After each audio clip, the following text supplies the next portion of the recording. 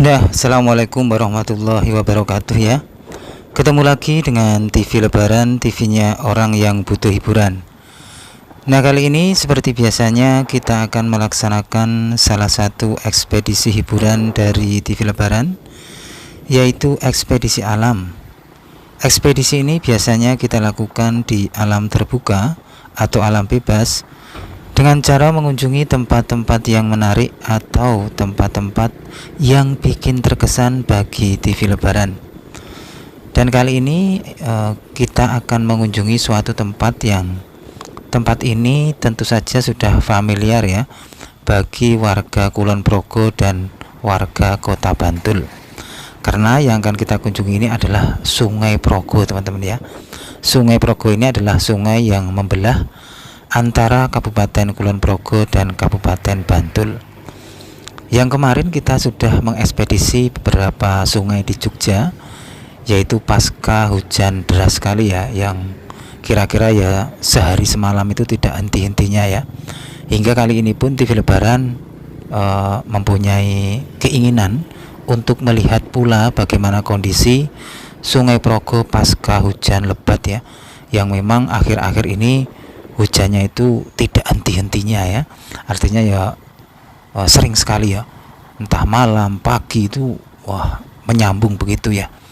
Nah ini teman-teman, saya sudah sampai di jembatan Serandaan. Ini adalah jembatan yang ya tidak baru-baru amat, tapi juga tidak tua-tua amat, karena jembatan yang tua itu berada di sisi kanan saya lagi, dan saya akan nanti juga ke sana untuk mengekspedisi.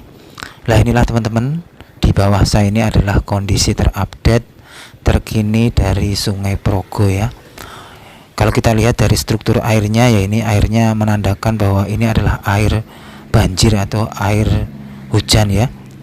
Nah ini seperti ini ya, yang kalau dilihat dari debitnya memang bertambah ya, tapi juga tidak signifikan ya. Karena saya ingat banget ya, dulu waktu kecil saya itu kayaknya Sungai Progo itu kalau banjir sampai ke pinggir-pinggir teman-teman, dan wah airnya itu betul-betul menakutkan ya. Mungkin kapal besar aja bisa, ibaratnya bisa jalan ya kalau dahulu kala ya. Nah ini teman-teman, saya akan mencoba melangkah lagi untuk melihat secara detail bagaimana kondisi Sungai Progo ini. Lah ini teman-teman, yang saya tunjuk ini adalah arah jembatan baru Pandan Simo, dan ternyata kondisi dari jembatan Pandan Simo itu dapat kita lihat dari sini ya. Nah ini teman-teman, tuh itu adalah hamparan megahnya jembatan Pandan Simo ya, kalau dilihat dari jembatan Serandaan ini. Wow, ternyata apa ya, ya ibaratnya tidak terlalu jauh juga ya jembatan ini. Dan kalau kita lihat banyaknya jembatan ini juga menandai bahwa negeri atau mungkin ya wilayah atau negeri yang mempunyai banyak jembatan itu menandakan bahwa wilayah itu ya makmur ya, karena kan jembatannya di mana-mana ya. Jadi ya untuk transportasi atau mungkin lalu lintas perekonomian itu lebih mudah ya. Nah ini teman-teman, yang bikin saya kaget tuh ya ini teman-teman ya, ternyata akibat dari debit air yang semakin berkurang dari Sungai Progo ini menjadikan Sungai Progo ini membelah menjadi dua, dan di tengah-tengahnya itu terdapat pulau-pulau kecil ya. Jadi ini mungkin adalah gambaran pula ya, gambaran pulau-pulau besar yang sebenarnya ada di Indonesia ya. Mungkin Pulau Bali, Pulau Jawa itu ya mungkin dahulu kala ya semua itu adalah lautan ya teman-teman, karena mungkin ya karena debit lautnya semakin surut dan akhirnya membentuk gugusan pulau-pulau, termasuk Pulau Jawa, Pulau Bali dan pulau-pulau lainnya. Dan mungkin juga seperti ini gambarannya pulau-pulau kecil yang ada di Sungai Progo ini ya. Dan ini teman-teman, saya lanjutkan untuk turun dari jembatan, dan ternyata di sini pun terdapat garis polisi ya, atau mungkin garis larangan untuk mendekati wilayah yang di garis ini ya, karena mungkin ya ini bangunan ini sudah rusak atau mungkin ya mengalami mengalami mungkin ya ketidakstabilan bangunan ya, karena diterjang banjir dari Sungai Progo ini. Dan di sini juga terdapat kayak ini sampiran kain, itu mungkin kain nenek gombel ya. Nah inilah teman-teman ya, inilah gambaran terupdate terkini dari Sungai Progo hari ini teman-teman ya. Jadi hari ini saya syuting, hari ini saya ekspedisi, dan hari ini pula saya upload teman-teman. Biar kenapa ya, biar pemirsa TV Lebaran itu betul-betul mendapatkan informasi terupdate, informasi terkini dari sebuah liputan ya. Nah ini teman-teman, debit airnya begitu deras juga ya, begitu besar. Tapi ya menurut TV Lebaran derasnya ini mungkin cuma ya 40% dari derasnya Sungai Progo di zaman dahulu kala ya. Yang dahulu kala mungkin derasnya sungguh ya sangat gagah perkasa ya. Nah ini teman-teman, inilah kondisinya airnya ya.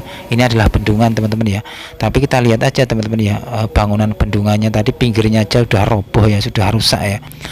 Itu menandakan, kalau ini pendapat TV Lebaran ya, bahwa bangunan pada zaman sekarang dibandingkan dengan bangunan zaman Belanda itu betul-betul kokoh. Zaman Belanda kita lihat aja, banyak bendungan-bendungan buatan Belanda itu yang di Kamijoro itu sekarang masih kokoh berdiri ya. Tapi yang ini ya, kita lihat aja nih sudah amburadul ini ya,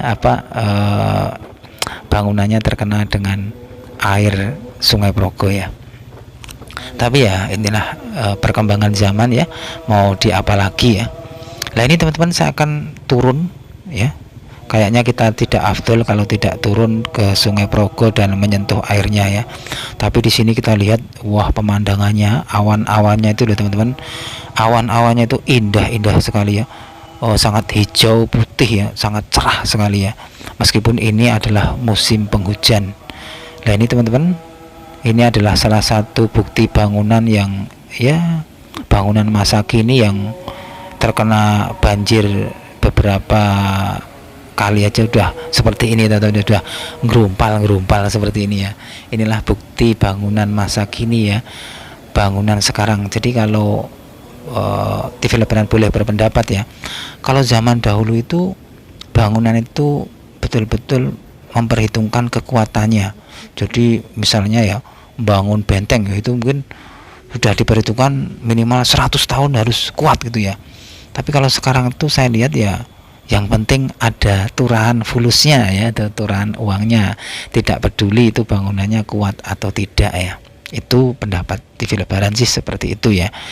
Ya mau gimana lagi ya, mungkin daya pikir manusia semakin lama ya semakin berubah ya. Nah ini teman-teman, wah pemandangannya indah ya. Kita lihat awannya begitu menarik ya, sangat syahdu ya, sangat menawan ya, cerah sekali ya. Meskipun ya sekarang itu adalah musim penghujan ya, jadi awan atau mendung itu ya silih berganti atau cepat datangnya ya. Nah ini teman-teman, saya akan mencoba turun lagi. Kayaknya tidak afdol seandainya kita tidak turun dan menyentuh airnya ya. Dan kayaknya ini saya pertama kali juga turun di Sungai Progo lewat sini ya, karena biasanya saya cuma sampai atas itu ya, tidak sampai ke bawah. Dan di sini adalah spot tempat favorit para pemancing ya teman-teman ya. Dan perlu pemirsa TV Lebaran ketahui juga bahwa yang saya pijak ini sebenarnya adalah masuk ke dalam komplek Sungai Progo ya. Dan ini teman-teman, saya juga menemukan buah apa ini teman-teman ya, buah yang saya masih ingat betul di waktu kecil saya itu masih masih enak dimakan lah ibaratnya gitu ya. Artinya buah ini enak dimakan saya, tapi saya lupa ini buah apa. Tapi saya juga ragu untuk memakannya ya, karena saya lupa sih ini buah apa. Dan di sini pun saya juga menemukan sendal pangeran ya, karena kalau dilihat dari strukturnya itu bukan sendal putri ya atau sendal cewek, tapi itu adalah sendal cowok, jadi kita sebut aja sendal pangeran. Kita lanjut lagi teman-teman, turun ya. Dan di sini TV Lebaran kaget karena di sini kita melihat tumpukan sampah-sampah yang berjajar ya.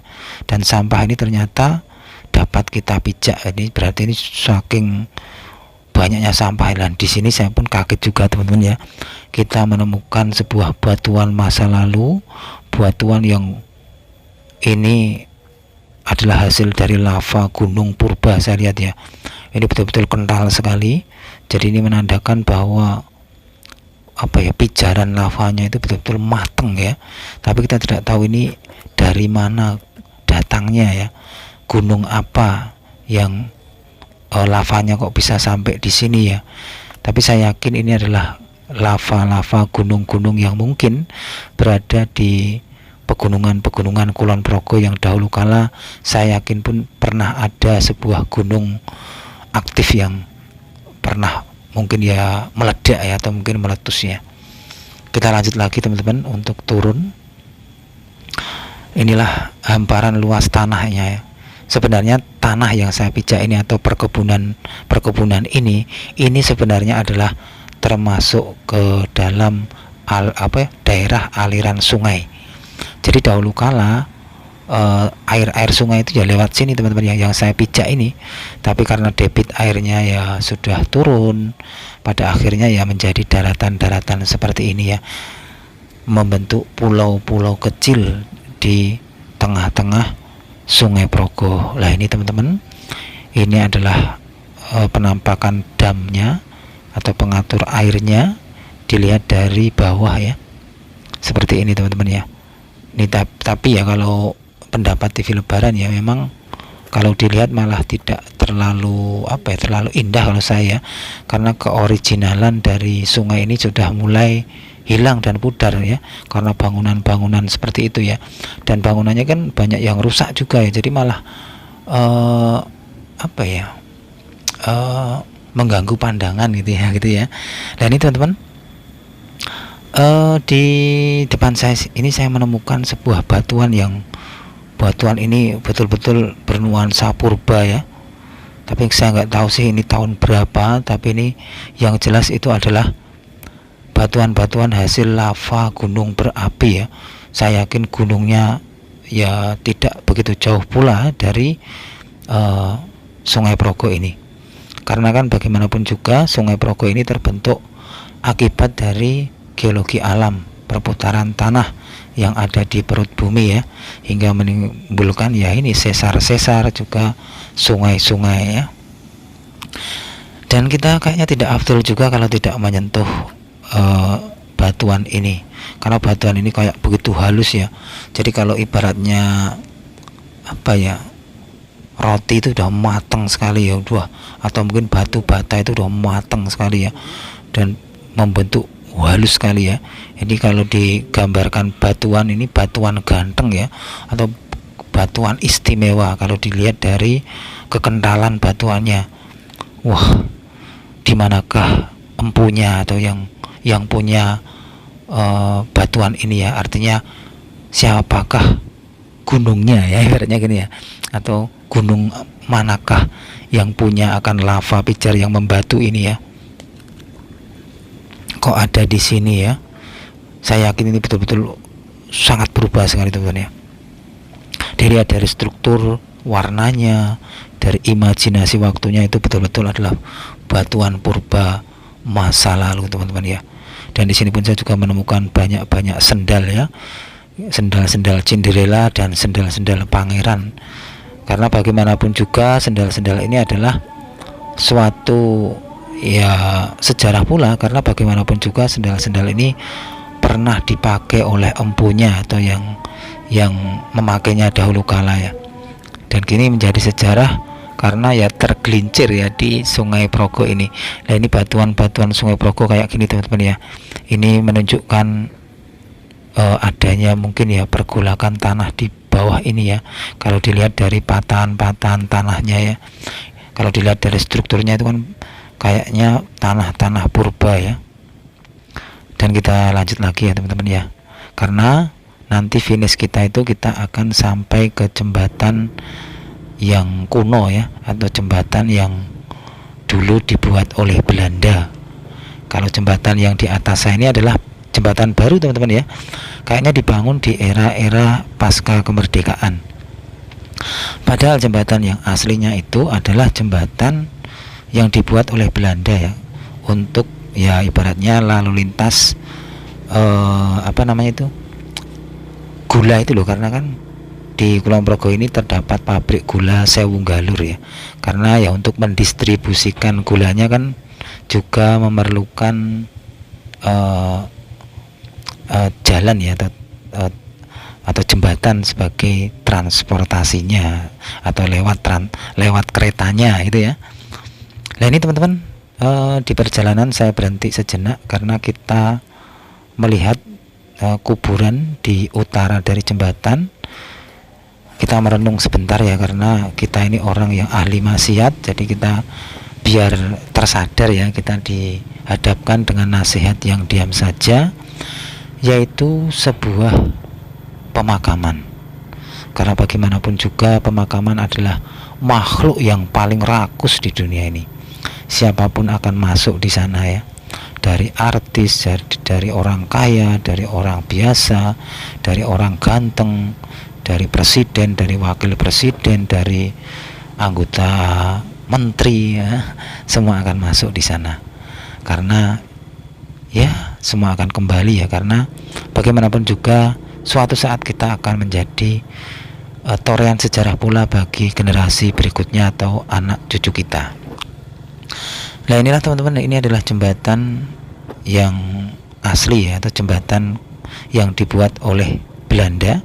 Tapi ya dulu ya tidak seperti ini ya, tidak sebesar ini, atau mungkin tidak semegah ini dulu ya, mungkin kecil, atau mungkin ya jelas bisa lewat untuk kereta lorinya gitu ya. Tapi ya itu teman-teman ya, saya yakin buatan Belanda itu masih kokoh ya, pembuatannya begitu diperhitungkan keawetannya. Ya lihat aja teman-teman, ini saya yakin kok ini jembatan ini meskipun ya agak dengklik ya, atau agak ada kerusakan di tengahnya, tapi dari struktur kekuatannya masih kokoh ya.